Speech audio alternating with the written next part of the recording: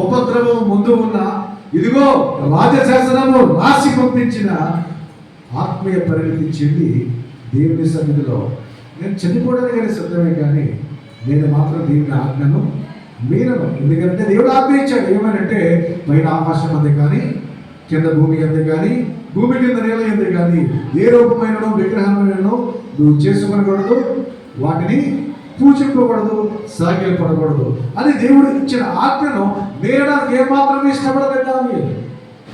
ఏమాత్రం ఇష్టపడక తన మాటను హృదయంలో పెట్టుకొని భయభక్తులతో భక్తి చేశాడు. స్తోత్రం కలుగును గాక.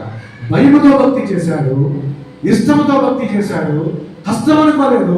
ఒకవేళ ఆ భక్తి చేయడం కష్టమైనా దాన్ని ఎంతో ఇష్టంగా తన హృదయంతో చెప్పుకుంటూ ఏం పర్లేదు అనుకున్నాడు. ఒకనొక రోజు నా కష్టకాల సమయం వచ్చింది, తీసుకెళ్ళి సింహాల బౌల్లో వేశాడు. బౌల్లో వేసినప్పుడు ఆయన కూడా మోకాళ్ళు వేసి ప్రార్థన చేస్తున్నాడు. ప్రార్థన చేస్తే దేవుడు ఏం చేశాడు? అద్భుతం. ఏం చేశాడు? నిర్భరం కలిగిన కొన్నాడంతే. దానియేలు భయపడలేదు సింహాలను చూసి, భయపడలేదు సింహము నోటిని చూసి, భయపడలేదు ఆ గుహను చూసి. నిర్భరం కలిగి తన హృదయముతో చెప్పుకుంటూ దేవునికి ప్రార్థించాడు. ప్రార్థించినప్పుడు సింహపు నోళ్ళనే మూసివేశాడు దేవుడు. స్తోత్రం కలుగును గాక. మరి నీకు ఎదురవుతున్న ఉప్పెన నుంచి సింహంలాగా గర్జించు. సింహము అనే అపవాది నిన్ను పట్టుకోవడానికి తిరుగుతూ ఉన్నాడు కదా. తిరుగుతూ ఉన్నప్పుడు వాడు నిన్ను పట్టుకోవడానికి ఎంతో ఇష్టపడుతూ ఉన్నాడు కదా. ఇష్టపడుతూ ఉన్నప్పుడు వాడికి భయపడిపోయి వాడి చేతుల్లో నువ్వు వెళ్ళిపోతున్నావా? వాడిని ఎదిరించి మోకాలు వేసి ప్రార్థన చేస్తున్నావా? ఇదిగో ఇశ్రాయేలు ప్రజలు వారిని, ఎవరిని, నాయకులను ఎంత ఇబ్బంది పెట్టినా దేవుని మాట వింటున్నారు. యెహోషువ కూడా దేవుని మాట విన్నాడు, ప్రజల మాట వినలేదు.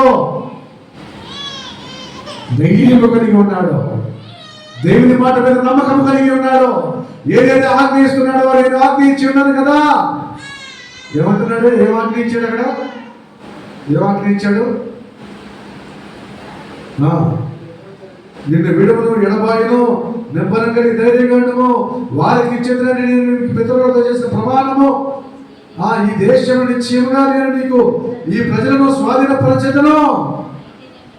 అయితే నీవు నిబ్బరము కలిగి జాగ్రత్తగా పడి బహుధైర్యముగా ఉండి నా సేవకుడైన మోషే నీకు ఆజ్ఞాపించిన ధర్మశాస్త్రం అంతటి చొప్పున చేయవలెను. నీవు నడుచు మార్గం ప్రతి మార్గమున చక్కగా ప్రవర్తించినట్లు నీవు లేచి దాని నుండి కుడికి కానీ ఎడమకి కానీ తొలగకూడదు. స్తోత్రం కలుగును గాక. కుడికి కానీ ఎడమకి కానీ తొలగకూడదు. అంటే దేవుని మార్గమును నడవడానికి మనం ఇష్టపడ్డాం, దేవుని మార్గంలో ఉండడానికి మనం ఇష్టపడ్డాం, కానీ తిన్నగా నడవలేకపోతున్నాం.